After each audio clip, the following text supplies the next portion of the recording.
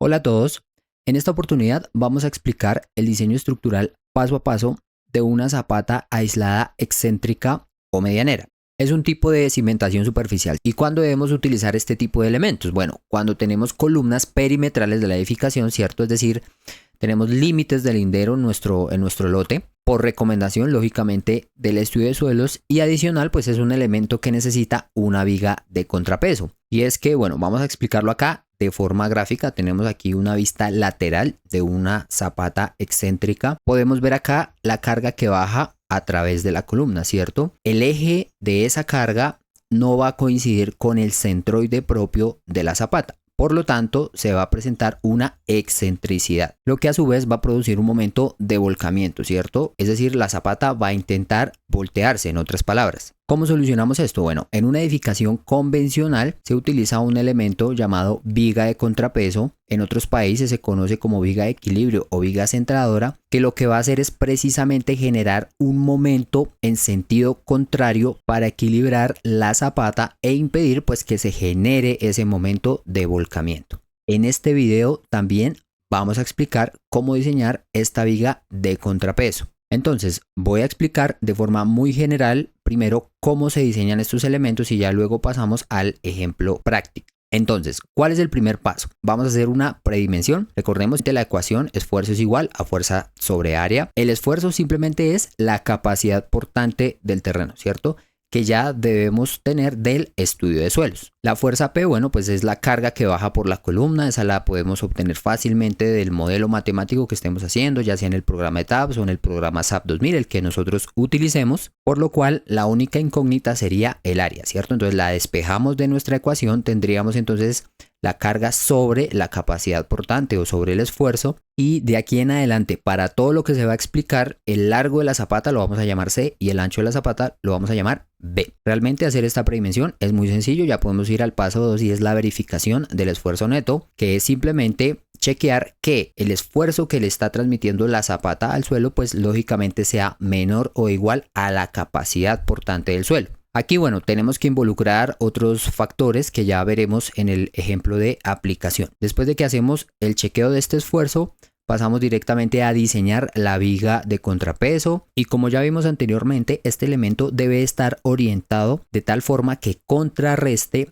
el momento producido en la zapata por la carga que baja de la columna, y pues debemos diseñarlo para resistir flexión y cortante. El paso 4 es el diseño de la zapata para flexión y para cortante. Y el paso 5 son los chequeos finales, longitud de desarrollo del refuerzo de la columna y los ganchos. Este sería entonces el paso a paso de forma general. Vamos a revisar el ejercicio de aplicación.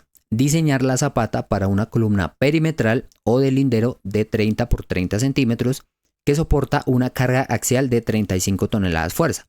La columna tiene un refuerzo de 8 varillas número 4 y la capacidad portante del suelo es de 14 toneladas fuerza por metro cuadrado. El concreto de la columna es de 21.1 megapascales, es decir, la resistencia especificada a la compresión, y el acero de refuerzo tiene un límite de fluencia de 420 megapascales. Entonces vamos a empezar con el paso 1, que es la predimensión. Ya vimos entonces que el área es igual a fuerza sobre esfuerzo. La fuerza la conocemos, 35 toneladas. La capacidad portante es 14 toneladas fuerza metro cuadrado y calculamos un área de 2.5 metros cuadrados. Y tenemos entonces acá la primera recomendación. El largo de la zapata debe ser igual a 2 veces el ancho. Esto lo pueden encontrar en cualquier bibliografía, y es que si nosotros aumentamos mucho esta dimensión B, lo que va a pasar es que el centroide de la zapata se va a alejar demasiado del eje por donde baja la carga, ¿cierto? En otras palabras, ¿eso qué significa? Pues que la excentricidad va a aumentar también, lo que va a hacer que el momento de volcamiento aumente significativamente. Por lo tanto, los esfuerzos en el suelo de fundación van a ser mayores, lo que se va a traducir en áreas más grandes para la zapata y también en mayores solicitaciones de diseño para la viga de contrapeso. Entonces no es muy recomendable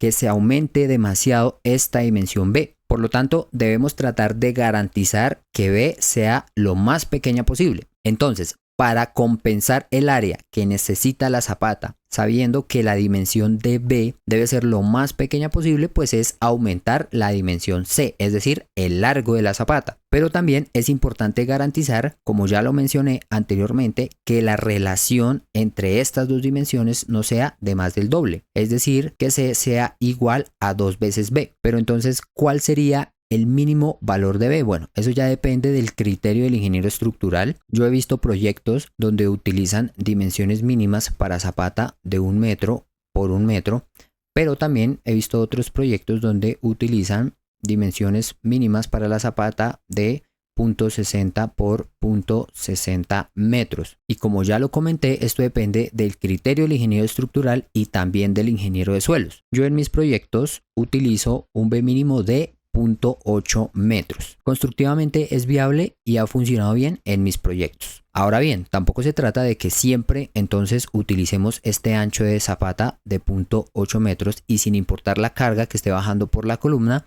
pues simplemente vamos a aumentarse lo que sea necesario. No, hay que mantener una relación, que era lo que explicaba hace un momento, que el largo de la zapata sea igual a 2 veces el ancho. Esto va a permitir que el elemento trabaje de forma más eficiente y que los esfuerzos se transmitan adecuadamente al suelo de fundación. Por lo tanto, si ya sabemos que el área necesaria es 2.5 metros cuadrados y el área de un rectángulo pues simplemente es B por C, lo que vamos a hacer es reemplazar C en función de B, lo que nos va a dar B por 2B, que sería simplemente 2B al cuadrado.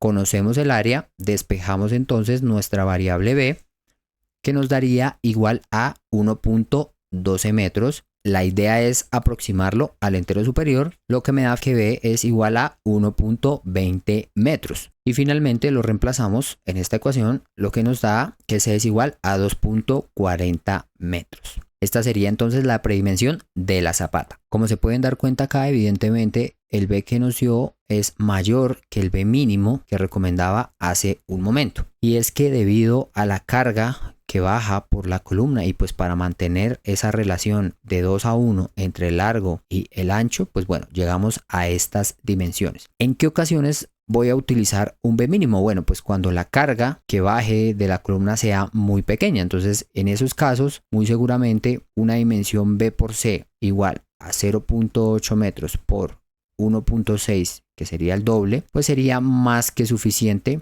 para ese elemento de cimentación. En este caso, y debido a la carga, bueno, pues llegamos a estas dimensiones.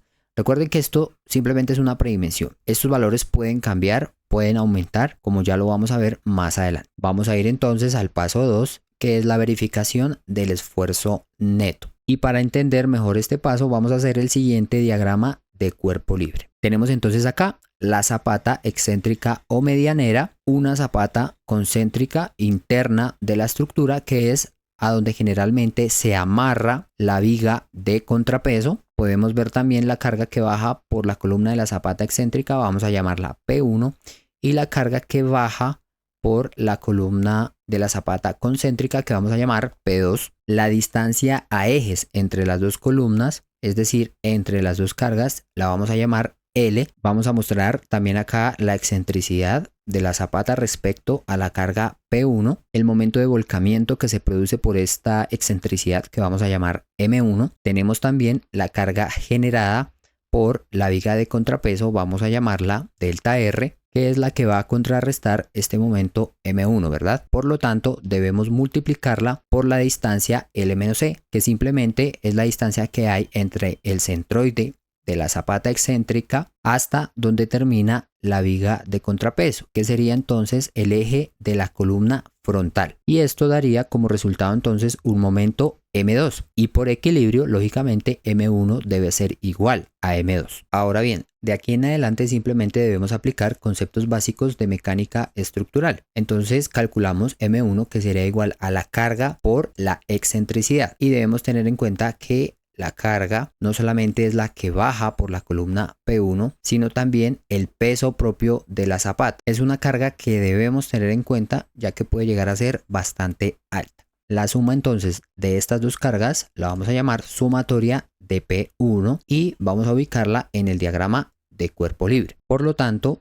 el momento M1 sería igual a la sumatoria de P1 por la excentricidad. Y el momento M2 sería igual entonces a la carga delta R multiplicado por la distancia L menos E. Ahora bien, gracias a que estos dos momentos se contrarrestan, podemos simplificar de forma teórica el análisis del esfuerzo neto que existe entre la zapata excéntrica y el suelo de fundación, por lo cual se puede asumir que este esfuerzo es uniforme y, como ya vimos, debe ser menor que la capacidad portante del suelo. Ahora bien, voy a reemplazar en la ecuación los dos momentos que acabamos de calcular, M1 y M2, y la idea es que de esta ecuación calculemos delta R, ya que es un valor que vamos a necesitar para calcular el esfuerzo neto. Y es que, como ya sabemos, el esfuerzo es igual a fuerza sobre área. Y es aquí donde debemos analizar que la carga total que está actuando sobre la zapata excéntrica es la sumatoria de P1 más la carga generada por la viga de contrapeso delta R. Básicamente asumimos que este elemento no existe, lo que significa que la carga que baja por la columna P1 más el peso propio de la zapata más la carga generada por la viga de contrapeso deben ser asumidos en su totalidad por la zapata excéntrica.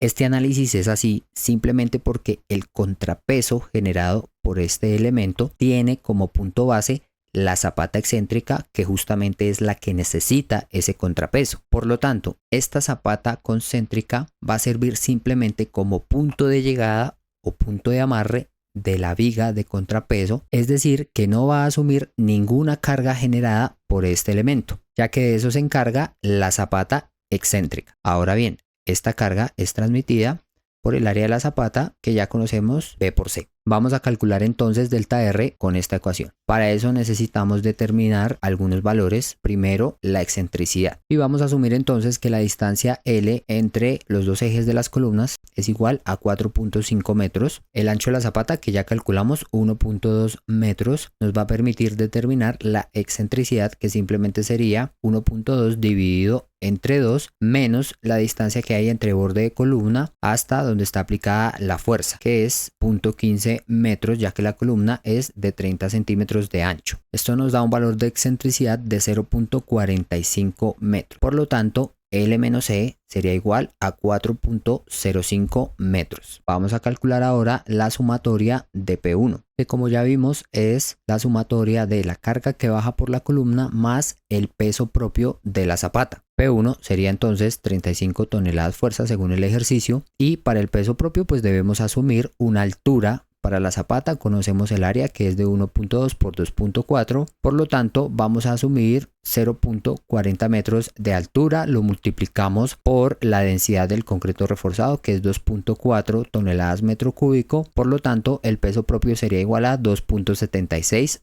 toneladas fuerza, lo que significa que la sumatoria de P1 sería igual a 37.8 toneladas fuerza. Bien, conocemos todos los datos, despejamos entonces de la ecuación delta R, que nos da la sumatoria de P1 por la excentricidad sobre L menos E, reemplazamos los valores y obtenemos un delta R igual a 4.2 toneladas fuerza. Reemplazamos este valor en la ecuación del esfuerzo neto que vimos hace un momento, sumatoria de P1 más delta R sobre P por C. Reemplazamos entonces los valores, lo que nos da un esfuerzo neto de 14.6 toneladas fuerza por metro cuadrado, y recordemos que el ejercicio nos decía que la capacidad portante del suelo era 14 toneladas fuerza por metro cuadrado, por lo tanto estaríamos excediendo esa capacidad portante, es decir, no cumple. ¿Cuál es la mejor solución entonces en este caso? Aumentar el área de la zapata. Obviamente eso implica que algunos valores van a cambiar, la excentricidad, el peso propio, el delta R, pero pues podemos hacer esos cálculos rápidamente. El área de la zapata aumenta entonces a un ancho de 1.25 y a un largo de 2.5 metros, por lo tanto el peso propio me da 3 toneladas fuerza, lo que significa que la sumatoria de P1 da 38 toneladas fuerza. Al cambiar el ancho de la zapata, la excentricidad también va a cambiar y me da 0.475, y ya con estos valores delta R da 4.48 toneladas fuerza. Recalculamos nuevamente el esfuerzo neto, que me da 13.59 toneladas metro cuadrado, lo que significa que estaríamos por debajo de la capacidad portante del terreno, por lo tanto cumple. ¿Qué hubiera pasado si nuevamente el esfuerzo neto hubiera dado mayor que la capacidad aportante? Bueno, pues toca nuevamente aumentar el área de la zapata, ¿cierto? Hasta que cumpla. Es un proceso iterativo. Yo les recomiendo siempre que todos estos cálculos ustedes los pueden ir haciendo en una hoja de Excel y simplemente a medida que se tengan que modificar datos para que vayan cumpliendo los parámetros que vamos a ir viendo, pues en una hoja de Excel es mucho más sencillo de modificar. Ahora bien, como el esfuerzo neto nos está cumpliendo, vamos a ir al tercer paso, que es el diseño de la viga de contrapeso. Para esto, lo primero que vamos a hacer es un diagrama de cuerpo libre, tratando de representar las cargas que están actuando sobre este elemento. Entonces acá podemos ver la línea negra representa el eje de la viga, tenemos el esfuerzo neto que es la carga pues que está actuando sobre la zapata. Estas líneas representan el eje de la columna y el eje de la zapata propiamente. En el eje de la columna recordemos que tenemos la carga que llamamos sumatoria de P1, que fue la que determinamos en el paso 2. Al final de la viga de contrapeso, lo que podemos hacer es representar este punto como un apoyo tipo articulado, cuya reacción simplemente va a ser delta R, que también ya lo calculamos. Y esta carga R1, que simplemente es la puntual de la carga distribuida generada por el esfuerzo neto, ¿verdad? Solamente la ubico acá para recordar que esta carga debe ser opuesta a la sumatoria entre P1 y delta R, lógicamente, para que la viga esté en equilibrio. Y bien, ya no tenemos más cargas actuando sobre la viga, vamos a ubicar ahora las distancias entre ejes de columnas, que es igual a 4.5 metros,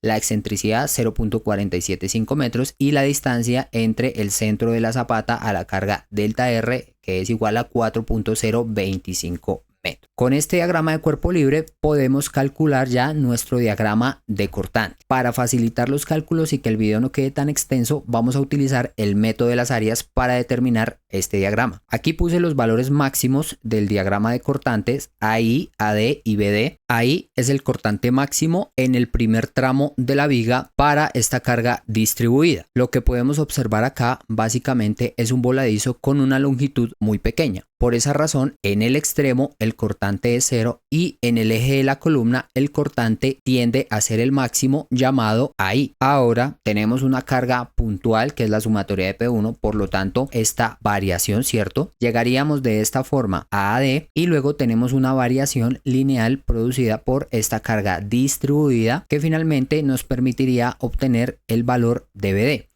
Fíjense que acá el cortante es constante lógicamente porque en esta zona no tenemos aplicada ninguna carga. Y acá al final el diagrama nos debe cerrar en 0, por lo tanto BD nos tiene que dar igual a delta R. Vamos a calcular entonces cada uno de estos valores paso a paso, pero primero recordemos que nosotros habíamos determinado un esfuerzo neto igual a 13.59 toneladas por metro cuadrado. Este esfuerzo neto nos va a permitir calcular la carga longitudinal bajo la zapata exterior, que no es otra cosa que la carga que va a asumir directamente la viga de contrapeso. Y es que, ¿qué es lo que sucede? Aquí tenemos un esquema en planta de la zapata excéntrica y de la viga de contrapeso. Esta carga o este esfuerzo que vemos acá está aplicado por metro cuadrado, es decir, en el área completa de nuestra zapata. Pero yo lo que necesito es determinar cuánta de esa carga asume la viga de contrapeso, ¿cierto? Es decir, esta zona que estamos señalando acá. El cálculo es muy simple. Lo único que tenemos que hacer es multiplicar el esfuerzo neto por una longitud de aferencia, que en este caso sería la longitud perpendicular pues al eje longitudinal de la viga de contrapeso, que simplemente es el largo de la zapata. Ese valor ya lo conocemos, es 2.5 metros. Por lo tanto, la carga W nos daría igual a 34 toneladas metro. Como ya expliqué, esta sería la carga que asume la viga de contrapeso, ¿cierto? De este esfuerzo neto que se está aplicando en toda el área de la zapata. Ahora bien, teniendo claro este valor,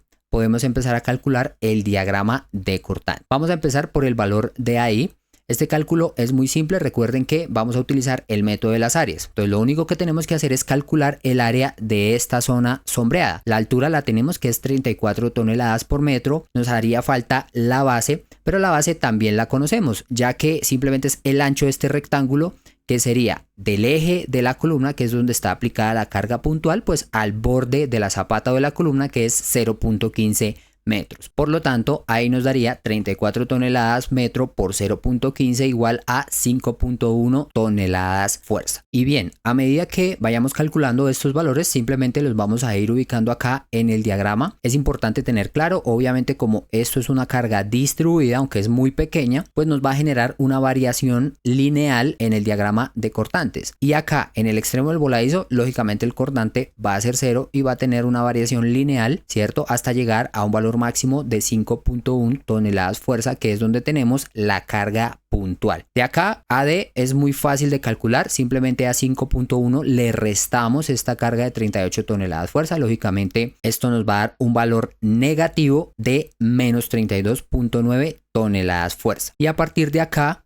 como podemos observar, la carga distribuida tiene dirección positiva. Por lo tanto, para calcular BD, lo que debemos hacer es a menos 32.9, ¿cierto? Sumarle el área de esta carga distribuida, que sería la altura, 34 toneladas, por la base. En este caso, la base de este rectángulo simplemente sería 1.1 metros. El ancho total, ¿cierto? De la zapata, que es de 1.25 menos 0.15, ¿no? Que era este ancho aquí que ya habíamos calculado. Lo multiplicamos, por lo tanto, BD nos daría igual a 4.5 toneladas fuerza. Lo reemplazamos en nuestra gráfica y según los cálculos que hicimos en el paso 2, delta R nos dio 4.48 toneladas fuerza, es decir, aproximadamente 4.5 toneladas fuerza. Estaríamos ok. Ahora bien, con este diagrama de cortante ya podemos hacer el diseño de los flejes de la viga de contrapeso. Tenemos las dimensiones del elemento que ya habíamos definido también en el paso anterior, 0.3 metros de ancho y una altura de 0.4 metros, pues vamos a asumir la misma altura que le dimos a la zapata. Recordemos que la resistencia al cortante de un elemento de concreto reforzado está dado por la resistencia al concreto más la resistencia del acero. Vamos a asumir el mismo concreto que el de la columna y simplemente aplicamos la ecuación dada en la NSR10 para la resistencia de una sección de concreto reforzado. Recuerden que si quieren ver de dónde obtengo yo estas ecuaciones, los invito a que vean el video de diseño de vigas de concreto reforzado, cuyo enlace les voy a dejar acá en la parte de arriba. Y bueno, el único valor que nos hace falta en esta ecuación sería la distancia efectiva D, que vamos a determinar con la altura. Es un cálculo muy sencillo, simplemente le restamos el recubrimiento, que por norma es 7.5 centímetros para elementos que están expuestos permanentemente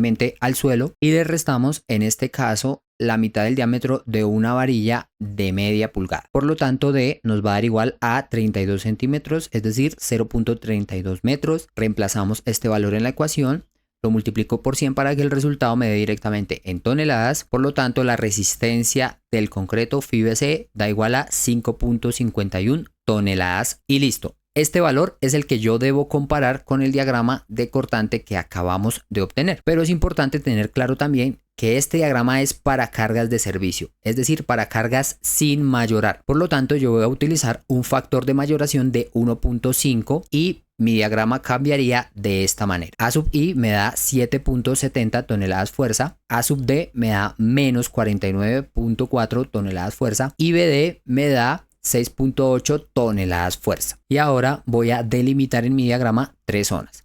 La primera zona, que vendría a ser la columna que nos da el ejercicio, que tiene un ancho de 30 centímetros. La segunda zona, que es donde estaría la zapata con la viga de contrapeso. Y esta tercera zona, que es donde tendríamos solo la viga de contrapeso. Como ustedes pueden darse cuenta, los diagramas de cortante obtenidos son lógicos, ya que en la zona de la zapata, que es donde se está aplicando la carga, donde se va a generar ese momento de volcamiento, pues lógicamente va a tener los esfuerzos más grandes de cortante y de momento, y después de donde termina la zapata, es decir, en este punto, pues esos esfuerzos tienden a ser más bajos. Ahora bien, este valor de menos 49.4 toneladas fuerza es el cortante máximo a eje de columna, pero recordemos que para diseñar una viga yo tengo que ver el cortante a borde de columna. Por lo tanto, vamos a hacer simplemente una relación de triángulos, ya que tenemos acá la altura completa, que es 56.2, sería 49.4 más 6.8. La base de este triángulo es 1.1 metro, ¿cierto? Que es el valor que veíamos acá, y lo que voy a hacer es determinar esta altura H', ya que este ancho lo conozco, que es simplemente 0.15 metros. Hacemos la relación, despejamos H' que nos da 7.7 toneladas fuerza. Ahora a 49.4 pues le resto ese 7.7 que me da 41.7 toneladas fuerza. Ese sería el cortante a borde de columna. Para este valor vamos a hacer el diseño de los flejes para la viga de contrapeso. Recordemos también que podemos decir que la resistencia nominal de la viga es igual a la carga máxima actuante sobre la misma, es decir, 41.7 toneladas fuerza. La reemplazamos en la ecuación, despejamos phi-bs que nos da igual a 41.7 menos 5.51, que es el phi-bs que ya calculamos, por lo tanto phi-bs nos da 36.2 toneladas fuerza. Esta es la carga de cortante que deben asumir los flejes de la viga. Lo que vamos a hacer ahora es simplemente aplicar la siguiente ecuación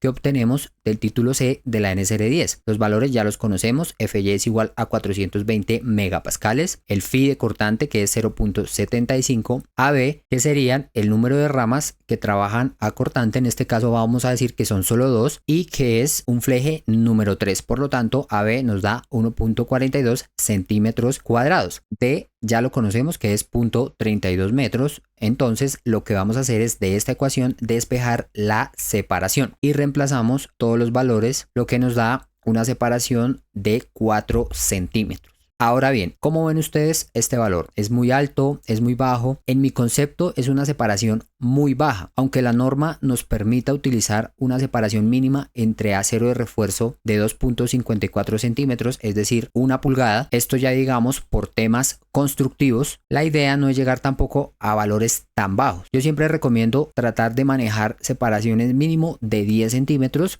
Lógicamente eso pues ya depende de las condiciones de obra, de las condiciones de diseño y demás, pero entonces ¿cómo hacemos para aumentar esta separación? Y es que hay que analizar varias cosas. La primera es que por la sección que tiene la viga y por los recubrimientos que toca manejar de acuerdo a la norma, es muy posible que máximo podamos utilizar tanto en acero superior como en acero inferior solamente 3 varillas, lo que me va a permitir manejar máximo 3 ramas que me aporten al cortante. Esto va a aumentar un poco el valor de AB, aunque realmente el incremento de la separación no va a ser muy significativo. También podríamos utilizar, en vez de flejes número 3, utilizar flejes número 4. Pero igual, la separación no aumentaría tampoco significativamente. ¿Qué recomiendo entonces? Aumentar las dimensiones de la viga, ya que el cortante que debe asumir el acero es bastante alto para las dimensiones iniciales que asumimos de este elemento. Pero bueno, ¿cuál de estos dos valores modificamos? Yo aumentaría la altura, ya que este valor modifica directamente la separación, pero eso depende, tal vez aumentar la altura no sea suficiente, entonces sea necesario igual aumentar el ancho porque necesitamos más ramas. Bueno, eso ya depende del criterio del ingeniero estructural. En este caso particular yo voy a aumentar solo la altura, voy a manejar 0.60 metros, eso haría que el D nos dé 0.52 metros. Por lo tanto, phi-bc va a cambiar, nos va a dar 8.96 toneladas fuerza. Phi-bs va a disminuir, obviamente, nos va a dar 32.7 toneladas fuerza. Modificamos estos valores en la ecuación, lo que nos da una separación de 7.10 centímetros. En mi concepto sigue siendo una separación muy baja. ¿Qué haría yo? No trabajaría con 2 sino con 3 ramas. Por lo tanto, AB nos daría 3 por 0.71, 2.13 centímetros cuadrados. Reemplazo este valor en la ecuación, lo que me da 10.7 centímetros. Es decir,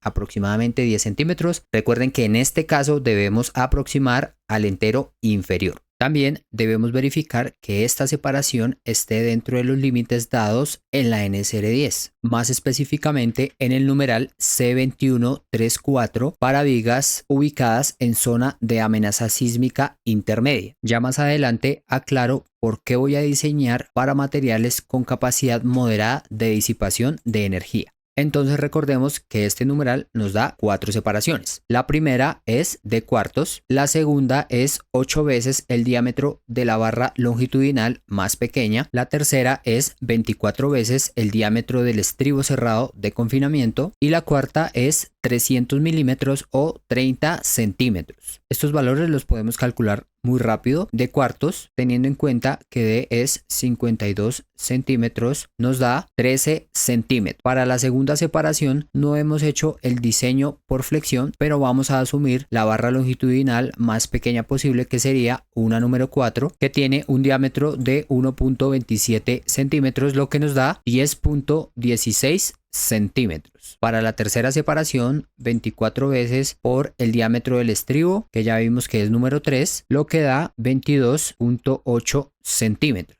Y finalmente la cuarta separación, que simplemente es 30 centímetros. Y recordemos que lo que la norma nos dice es que la separación que calculamos no debe exceder la menor de estas 4, que en este caso sería 10.16 centímetros. Por lo tanto, estaríamos ok. Lo que nos resta ahora es calcular la cantidad de flejes que necesitamos en esta zona de cortante máximo. Recordemos, este cálculo es muy sencillo. Vamos a dividir la longitud entre la separación. En este caso tenemos un ancho de 1.1 metros desde el borde de la zapata a eje de la columna, pero no olvidemos que el fleje debe ir a borde de columna aproximadamente 5 centímetros. Entonces a 1,1 le restamos 0,15, nos da 0,95 menos 5 centímetros, nos da 0,9. Y ese valor lo dividimos entre la separación que acabamos de calcular de 0,10, le sumamos un fleje, lo que nos da 10 flejes número 3. Ahora bien, para el resto de la viga de contrapeso podemos darnos cuenta que el cortante último es menor ahora que la resistencia del concreto. Esto debido a que aumentamos la dimensión de la viga. Por lo tanto, vamos a ir directamente a este numeral, el C15-13-4 de la NSR10, donde nos dicen que cuando nosotros diseñemos una viga de cimentación por flexión y por cortante, simplemente debemos limitarnos a las especificaciones dadas en el título C21 para una viga normal de entrepiso, dependiendo del nivel o de la zona de amenaza sísmica. Por lo cual, vamos a asumir que el proyecto está en una zona de amenaza sísmica intermedia, es decir, que los materiales tienen una capacidad moderada de disipación de energía, por lo cual entonces nos vamos al numeral C21348, que nos dice que cuando la sección de concreto de la viga resista por sí sola el cortante actuante sobre la misma, que es lo que está pasando en este caso, simplemente se deben utilizar estribos constructivos separados a de medio. Y es que, ¿qué sucede? Pues podemos ver que la resistencia de la sección es mayor que el cortante actuante. En teoría el elemento no necesitaría flejes, pero por norma no podemos dejar sin flejes la armadura principal, por lo tanto se deben utilizar unos elementos constructivos separados a esta distancia. Vamos a calcular entonces la cantidad de flejes que necesitamos en esta zona. La distancia es igual a 3.4 desde el borde de la zapata al eje de la columna frontal. A esta distancia le restamos 0.15, pues que sería a borde de columna en esta parte de la viga, y adicional le restamos 5 centímetros a lado y lado. Recordemos que el fleje debe empezar a 5 centímetros del apoyo, lo que nos da una longitud libre de 3.15 metros. Esta longitud la dividimos en la separación. En este caso, como ya sabemos, D es igual a 0.52 metros, por lo tanto de medio nos da 0.26 metros, le sumamos un fleje, lo que nos da 14 flejes número 3, y lo podemos ubicar acá en nuestro diagrama. Bien, de esta forma terminaríamos el diseño a cortante de la viga de contrapeso. Ahora vamos a hacer el diseño a flexión. Para esto vamos a emplear el diagrama de cortante que ya hemos calculado. Utilizando el método de las áreas, vamos a determinar las diferentes áreas, valga la redundancia, de nuestro diagrama. Tenemos el área 1, que es ese triángulo pequeño que vemos acá al inicio. Tenemos el área 2, tenemos el área 3 y tenemos finalmente el área 4. Entonces el área 1 es muy fácil de calcular, la altura la conocemos, que es 7.70 toneladas fuerza, la base, que es la mitad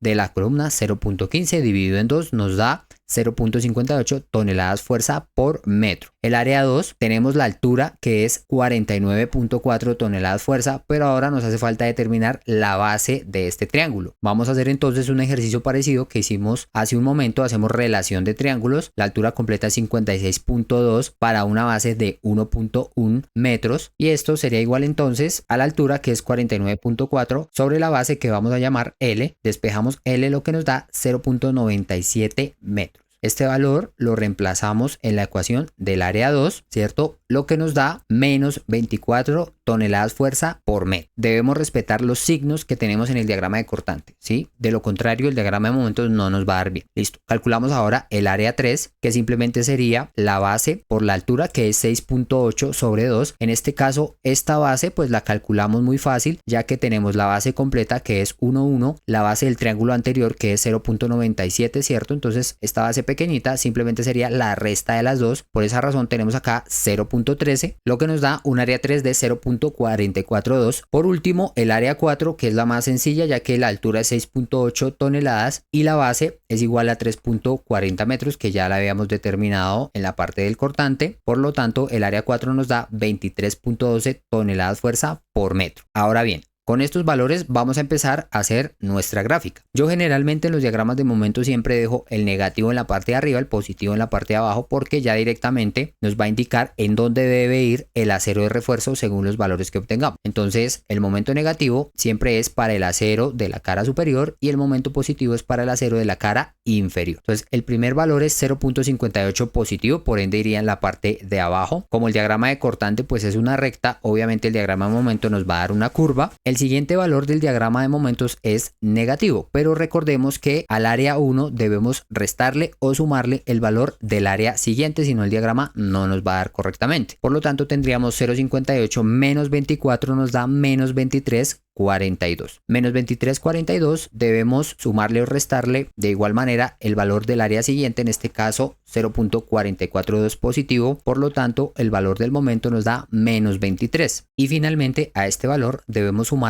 el área 4, que nos da 23.2. Como se pueden dar cuenta, la diferencia entre los dos valores es mínima. 0.12 ya puede ser una cuestión de decimales, pero el objetivo es que la suma o la resta de los dos pues tiene que dar 0, porque acá, ¿cierto? El diagrama de momentos debe ser igual a 0, que es el resultado que estamos obteniendo. Y listo, este sería el diagrama de momentos de la viga. Para el valor máximo, lo que vamos a hacer es calcular el área de acero necesaria. Lo que vamos a hacer simplemente es utilizar la fórmula de la resistencia última. Ya tenemos los valores, tenemos el ancho de la viga, tenemos la altura, tenemos el D que es 0.52 metros, el concreto, el acero y el phi para flexión que es de 0.9. Utilizamos entonces la ecuación de la resistencia última, esta ya también la he utilizado en otros videos. Reemplazamos los valores acá, lo que nos da una cuantía igual a 0.0079. Y bueno, acá quiero hacer una explicación adicional, y es que cuando yo modifiqué la altura de la viga para aumentar la separación de los flejes, yo utilicé directamente una altura de 0.60 metros. Entonces alguien podría decir, venga, pero ¿por qué no 50? ¿Cierto? Obviamente esta altura me ayudó a obtener una separación de 10 centímetros de los flejes de cortante, pero también la utilicé por otra razón, y es que si yo utilizaba una altura menor, 0.55 o 0.50, esta cuantía ya iba a dar muy alta, mayor al 1%. Y a pesar de que podamos estar cumpliendo la norma, ya que en algunos casos se nos permite utilizar hasta cuantías de 1.5 o del 2%, yo siempre prefiero que esa cuantía se mantenga por debajo del 1%. Por esa razón fue que utilicé esta altura para la viga. Aquí recuerden también la recomendación que les hice hace unos minutos. Todos estos cálculos los pueden ir haciendo en una hoja de Excel. Van modificando parámetros, van revisando cuantías, separaciones de flejes y es mucho más práctico, ¿no? También estaríamos por encima de la cuantía mínima, que recordemos en vigas es 0.0033. Ahora calculamos el área de acero para un ancho de 30 centímetros, un D de 52 centímetros, lo que nos da 12.5 centímetros cuadrados. Las varillas serían 2 número 7 más una número 8 que nos da 12.7 centímetros cuadrados. Estaríamos un poco por encima del área de acero requerida, por lo tanto estaríamos cumpliendo. Ahora vamos a calcular la cuantía para el momento máximo positivo, que es 0.58. Evidentemente ese momento es muy bajo, por lo tanto la cuantía también nos iba a dar muy baja, 0.0183, en este caso menor que la cuantía mínima de 0.033. Nos vamos entonces con esta cuantía, calculamos el área de acero que nos da 5.15 centímetros cuadrados. Ponemos entonces dos varillas número 5 más una número 4, lo que nos da un área de acero de 5.27 centímetros cuadrados, es decir, estaríamos cumpliendo.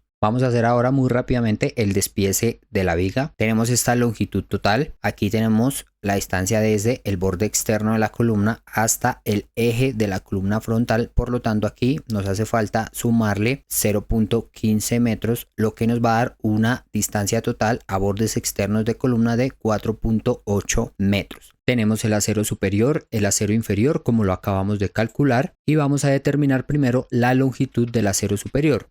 Tendríamos entonces 4.8 metros menos el recubrimiento de 7.5 centímetros al lado y lado de la viga, más 0.8 metros, que sería la longitud del gancho para una varilla número 8, que es de 0.40 y 0.40 metros. Yo calculo siempre la longitud para el diámetro de varilla mayor, ya que la longitud del gancho va a ser mayor y por ende la longitud total de la varilla. Esto nos da como resultado entonces una longitud de 5.45 metros. Podemos indicar en el despiece también la longitud de los ganchos. Ahora vamos a hacer el mismo ejercicio para las varillas inferiores. Tenemos entonces una longitud de 4.80 menos el recubrimiento más la longitud de los ganchos, que en este caso tendríamos para la varilla número 5 de 0.25 y 0.25 metros. Y esto da como resultado una longitud de 5.15 metros y la ubicamos en el despiece con la longitud de los ganchos. Restaría entonces ubicar los flejes de la viga que ya calculamos. Para el primer tramo tenemos 10 flejes número 3 cada 0.10 metros y para el segundo tramo 14 flejes número 3 cada 0.26 metros. Y bien, ya podemos ir entonces al paso 4, que es el diseño de la zapata. Este procedimiento es exactamente el mismo que utilizamos en el diseño de zapatas aisladas concéntricas. Tomamos entonces un corte de la zapata en el sentido largo, en el sentido en el que están los voladizos, indicamos la altura que habíamos asumido inicialmente de 0.40 metros. Recordemos que esta altura es diferente a la de la viga de contrapeso. Ubicamos la carga que está actuando sobre la zapata, que sería el esfuerzo neto que calculamos de 13.59 toneladas metro cuadrado. Este esfuerzo está sin mayorar, por lo tanto vamos a calcular el esfuerzo último utilizando un factor de mayoración de 1.5 y lo multiplicamos por un metro para que la carga nos dé por metro lineal, dándonos 20.4 toneladas fuerza por metro. Ya con este valor calculamos entonces el momento. Recordemos que simplemente debemos hacer el diseño para uno de los voladizos y este mismo análisis aplicaría para el otro, ya que tenemos exactamente la misma longitud de voladizo. Recordemos también que esta longitud la debemos calcular a borde de viga. La dimensión total de la zapata es 2.5 metros, el ancho de la columna es 0.30 metros, por lo tanto la longitud del voladizo sería simplemente 2.5 menos 0.30 sobre 2, lo que nos da 1.1 metros. Con esa longitud calculamos el momento último, que nos da 12.3 toneladas fuerza por metro lineal. Aplicamos la misma ecuación de la resistencia última para la cuantía, reemplazamos los valores, en este caso utilizamos un ancho de 1 metro, el D de 0.32 para esta altura de 40, el mismo concreto que ya hemos venido trabajando de 21.1 megapascales y el acero con un FY de 420 megapascales. Reemplazamos en la ecuación obteniendo estos valores, ustedes lo pueden verificar, lo que nos da una cuantía de 0.0032. Aquí también es importante recordar que la cuantía mínima en zapatas es 0.0018 para un FY de 420 megapascales. Por lo tanto, estaríamos cumpliendo sin ningún problema. Calculamos entonces el área de acero para 1 metro de longitud y un valor de D de 32 centímetros, lo que nos da 10.24 centímetros cuadrados por metro. En este punto me gustaría hacer la siguiente aclaración, y es que yo hice un video donde expliqué el diseño de zapatas aisladas concéntricas, cuyo link voy a dejar acá en la parte de arriba.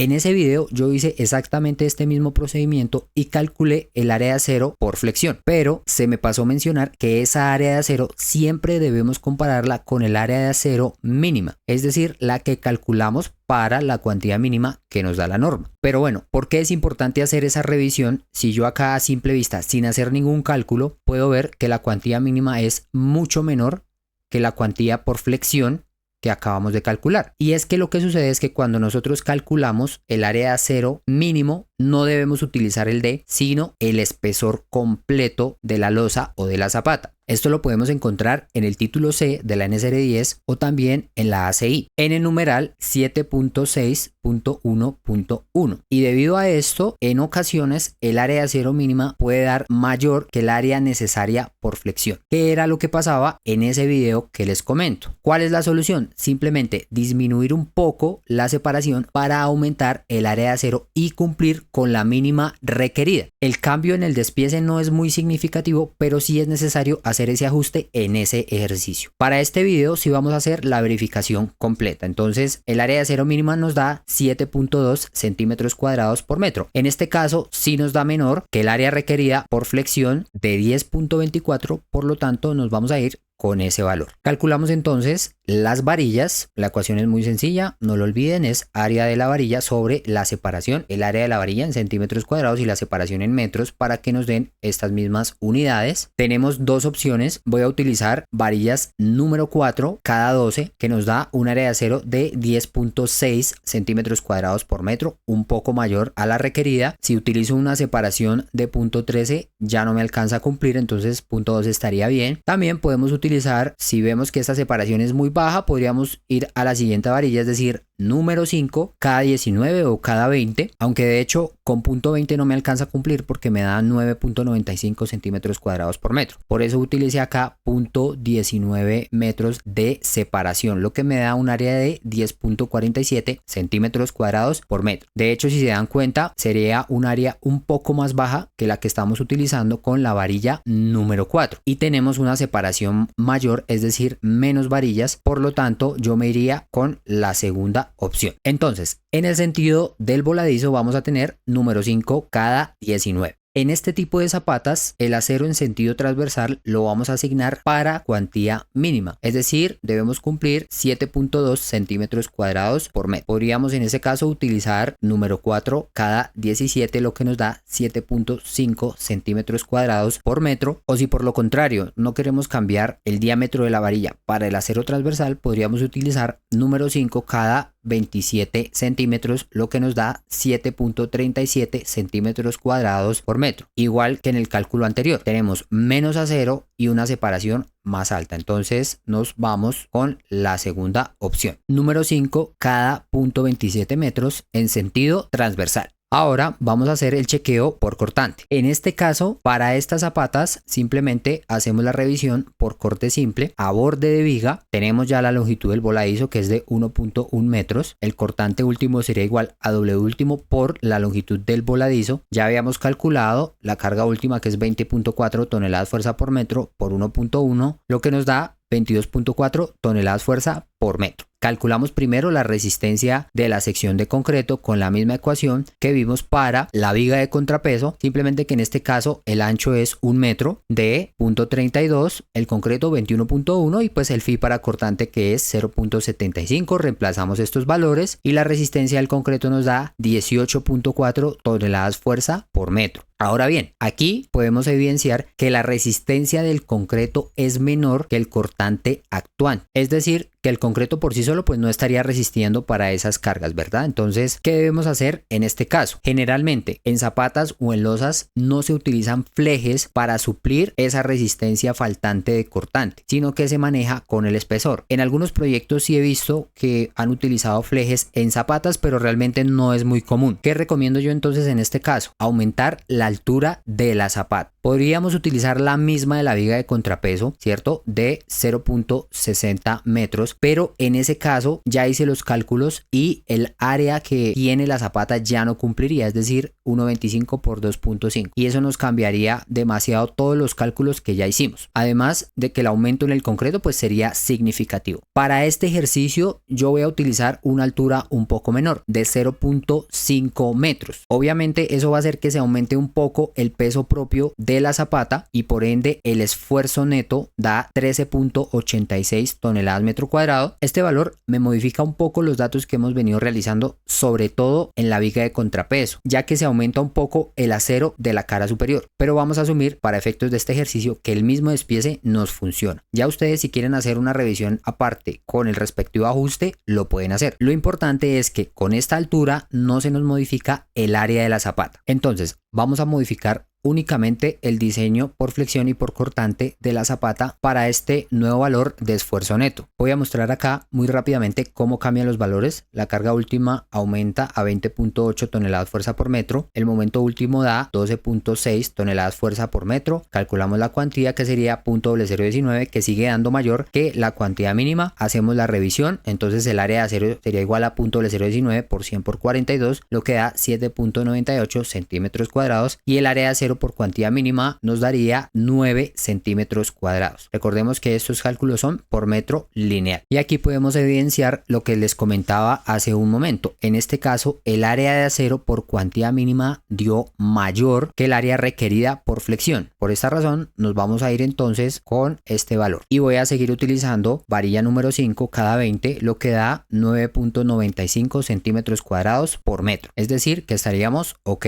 Y esta misma distribución aplicaría entonces para los dos sentidos de la zapata. Y finalmente hacemos la revisión por cortante. Tenemos un cortante último de 22.9 toneladas fuerza por metro lineal y calculamos la resistencia del concreto, que nos da 24.1 toneladas fuerza. En este caso pues modificamos de que aumentó a 0.42, lo que hace que la resistencia del concreto sea mayor que la carga última actuante. Finalmente, ya con estos parámetros cumpliendo, podemos hacer el despiece de la zapata. Tendríamos entonces número 5 cada 20 en ambas direcciones. Podemos poner el detalle del refuerzo principal, número 5 cada 20. La longitud la calculamos como 2.5 metros menos 0.15 metros, que es el recubrimiento a lado y lado, más 0.50 metros, que sería el gancho para una número 5, 0.25 y 0.25 metros,